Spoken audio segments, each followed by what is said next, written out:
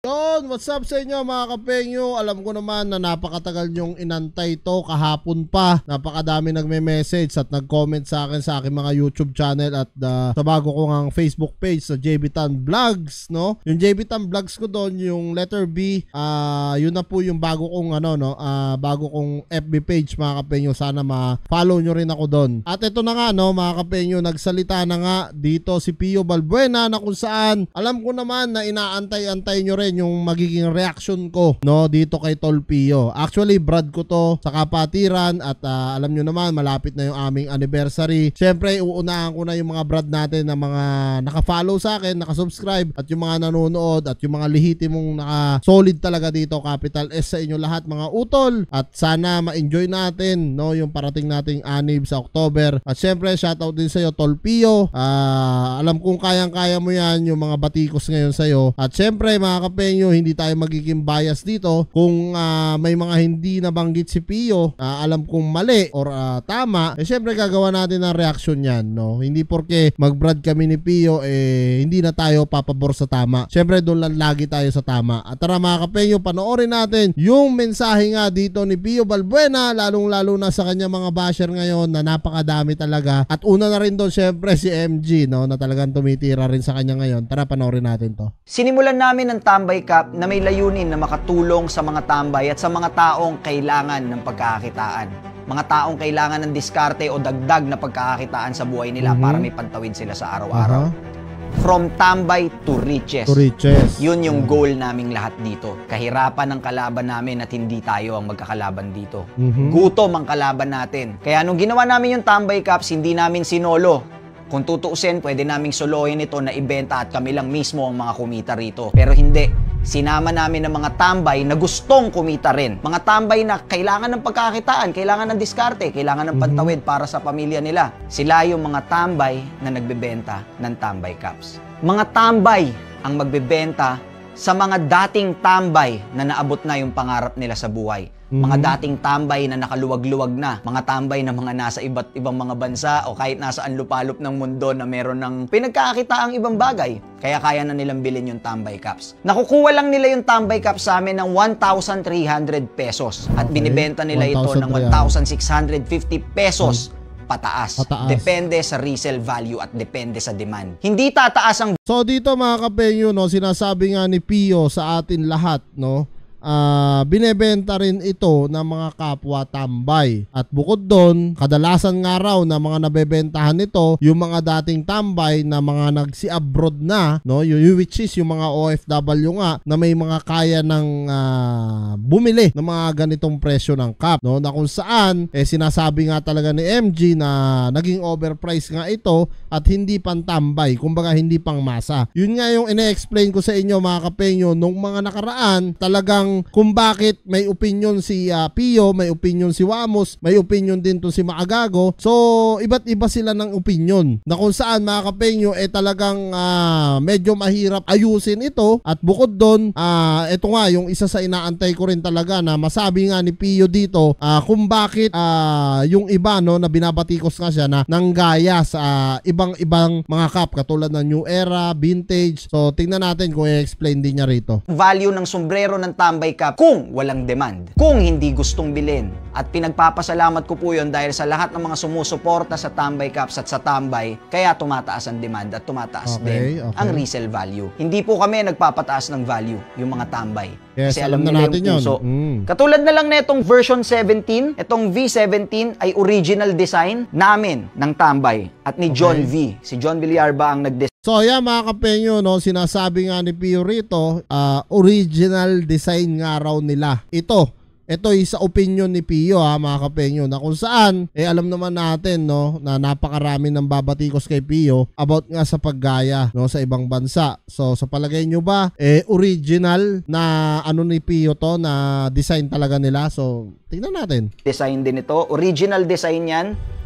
At ayan yung quality niyan kung makikita ninyo. Yun nga lang, ito po ay sold out na. Pagdating naman sa quality, pati yung strap niyan merong embossed. Diyan, no? Merong may nakabakat na official logo, original logo ng tambay. So eto mga kapenyo, naniniwala ako na original to, no? Kasi lahat naman talaga pwede kang gumawa ng itim na design, no? Na kung saan yan, may naka-emboss nga raw dyan at sa gilid na yon may nakalagay din silang design ng tambay cup. So eto ay sinasabi nga ni Pio na original. Sa aking opinion naman, yes, oo, pwede kasi black yan kahit sino naman pwedeng gumawa talaga ng black cup. Tapos ako, lagyan ko rin ng pangalan ko rito. Pwede rin naman, no? So yan, may embossed. Patunay po na ginagalingan namin yung quality at patuloy pa rin kaming natututo. Pero syempre, hindi naman tayong lahat ng tao na nandirito ay perpekto. Walang perpekto sa mundong ito, pero sinusubukan natin na sobrang galingan palagi sa buhay. Alright. Ginagalingan natin para makapag-deliver ng mga magagandang produkto na makakapagbigay rin sa mga tambay. Kasi pagkakakitaan din nila to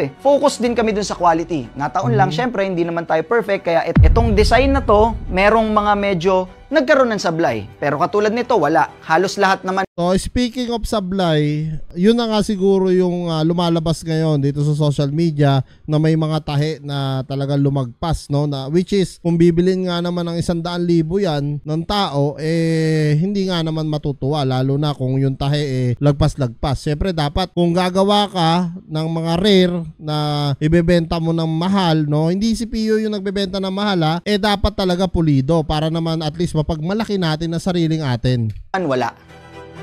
So yan yung quality nito. Ito maganda yung quality, maganda yung quality nito. Pero ang problema, etong cup na to, may lumalabas nga sa social media at nilalabas din ng makagago na talagang may pinagayahan nga ito, no? Lalong-lalo na sa mga new era cups. Kita nyo naman, di ba? So, may certificate yan at unang beses yan namin na nag-release ng 200 pieces. Limited to 200 pieces. Pero so hindi in-explain ni Pio dito, no, bakit nagaya nila yung sa iba, no? Yung paman, meron pa akong ipapakita sa inyo na isa pang original design na ginawa rin ng tambay. Ito ang yung Tambay sinasabi Cup ng Corduroy. NY. Ito yung official T logo ng tambay. Ayan, syempre.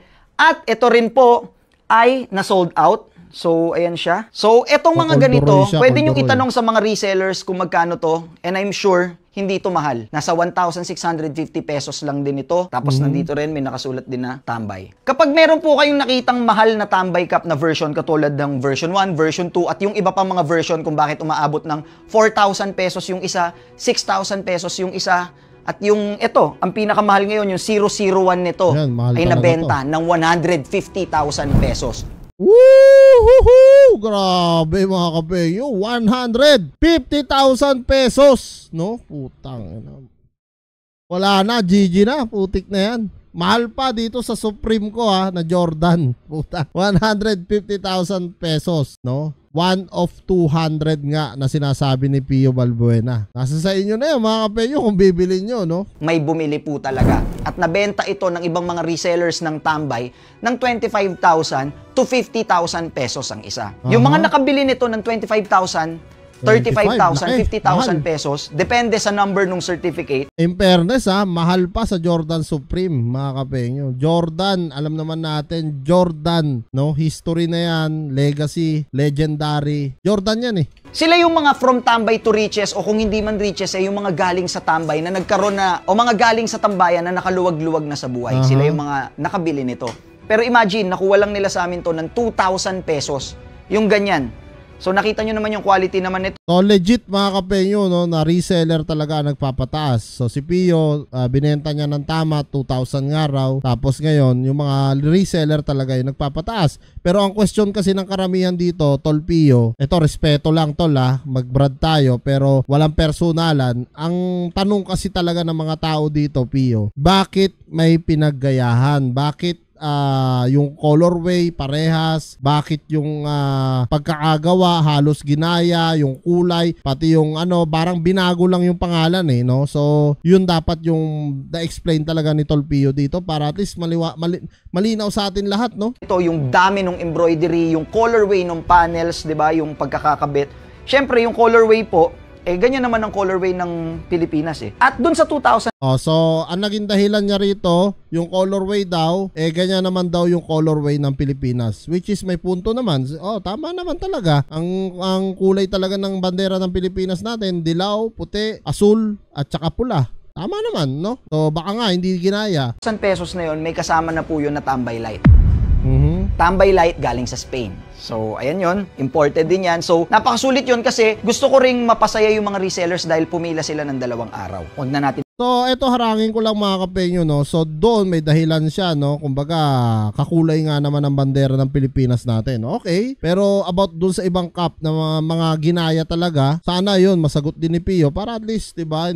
Kumbaga, malinaw sa atin talaga. Lalong-lalo na kay makagago, 'di ba? Pag-usapan yon yung efforts at sakripisyo nila, nasabi ko na yon sa ibang video. Okay. So, noon pa naman, ganyan na sila kapag nagre-release day kami. Noon pa man, mahaba na yung pila dito ng mga resellers at ng mga tambay na gusto talagang pagkakitaan to. Ang trabaho ko o ang trabaho namin naman dito sa opisina ay paputukin yung brand at para mas maging kilala pa. Yun ang trabaho ko at ang trabaho namin. Bakit kailangan mas maging kilala pa po yung brand ng tambay? Para mapadali yung pagbebenta ng mga resellers. Kailangan nila ng pagkakakitaan. May kanya-kanya kaming mga role na dapat gampanan at ang akin ay kailangan hindi ko rin sila pabayaan na maging kilala pa yung brand ng Tambay Caps. Sa tingin ko naman, napapadali rin naman ang pagbebenta ng mga resellers kasi marami kami mga resellers dito na nakatawid na rin sa buhay, nakakatawid ng pang-araw-araw nila. May mga nakabili na rin ng mga pangangailangan nila, mga nakabili ng sasakyan, may mga nakabili ng iba't iba pa. At nakatulong, nagamit din nila pampagamot sa mga pamilya nilang may sakit, nagamit nila yung pera na kinita nila sa Tambay Caps. So imagine niyo na lang po, itong Tambay Cap na to na nabili nila ng 2,000 pesos, na ibenta nila ng 25,000. So imagine meron silang 23,000 pesos yung tambay na gusto lang makatawid sa pang-araw-araw na pumila rito ng mahaba. Yung 23,000 na yon, hindi po napunta sa akin yon. Para yun sa tambay na nag-effort at para rin pagkakitaan nila. Bakit naman tumataas yung value? Syempre, pinaghirapan nila yun sa pila at yun yung presyo na ayaw talaga nilang bitawan yung cup. Kasi nga, limited to. Kumbaga, kanila na yun pag-aari nila. Dahil dun sa pila na yun, isang sombrero lang ang pwede nilang makuha. So, yung presyo po na yun ay presyong ayaw naman na talaga nilang ibenta. Kaya kung bibilin sa kanila yun, bibitawan lang nila yun if the price is right para sa kanila. Kung sinong may-ari ng sombrero, siya ang magpepresyo kung magkano niya bibitawan dahil hindi naman niya talaga yun gustong ibenta. So yan mga kapenyo, no? Pinaliwanag sa atin talaga ni Pio dito na hindi naman talaga sila yung nagpapataas, which is alam naman na natin lahat yan. Sa mga reaction video ko ng mga nakaharaan, alam nyo naman, sinasabi ko nga sa inyo, no, na talagang hindi si Pio yung nag-overprice, ko hindi yung mga reseller. Pero uulitin ko na naman mga kapenyo, no? Ang tanong kasi dito, Tol Pio, bakit yung ibang caps may pinaggayahan, may pattern, no? Kumbaga, kung talagang gusto nyong ipagmalaki na sariling atin talaga, yung mga sombrero na yan, dapat meron tayo talagang sariling design, no? Yung talagang mapapahanga sila, no? Na ang mga Pilipino, pag gumawa ng design, solid. Hindi yung meron tayong pinaggayahan, tapos ilalagay lang natin doon, standby cup, no? Ito sa ibang cup na pinakita ni Pio, oo, naniniwala ako na sarili nilang design yun, yes, okay, may katuwiran siya doon. Lalong-lalo na doon sa bago nilang nilabas na sinabi niya, ganyan naman talaga ang bandera ng Pilipinas, which is totoo naman talaga. Okay, pwede, no? Pasok yun sa reason niya. Pero yung hindi ko maintindihan, yung ibang version, no? Na talagang kitang-kita naman talaga na may pinaggayahan no? Yun sana yung pinakamagandang sinagot dito ni Pio. Pero the rest ng mga sinabi niya about sa pagtulong sa tambay, about sa yung iba nakabili ng araw ng mga sariling sasakyan dahil nga nabenta ng mahal yung mga caps, okay yun. At least nakatulong ka talaga sa mga ibang tambay. Pero sana mas magandang explanation pa rin sana yung doon sa paggaya, no? Kasi yun talaga yung binubutas sa inyo ni MG. Kumbaga yun talaga yung binabato sa inyo Bukod sa overprice, okay na yun, napaliwanag ni Pio, wala akong masabi doon. Nakatulong siya sa tambay. Paano naman yung mga pinaggayahan, no? So kung mag-report or magdemanda talaga yung mga yon, yari ang Tambay Cup, 'di ba? So yan mga kapenyo, no? Kung gusto niyo nga mapanood yung full video nito, puntahan niyo na lang kay Pio Balbuena sa kanyang Facebook page. At doon mapapanood nyo yung lahat ng rason nga niya kung bakit nga nagtataas ang Tambay Cup. Ang problema lang, hindi niya sinagot talaga dito kung bakit yung ibang cups may pinaggayahan. Comment nyo na lang down below lahat ng mga opinion nyo mga kapenyo. At kitang isa na tayo sa mga susunod kong vlog.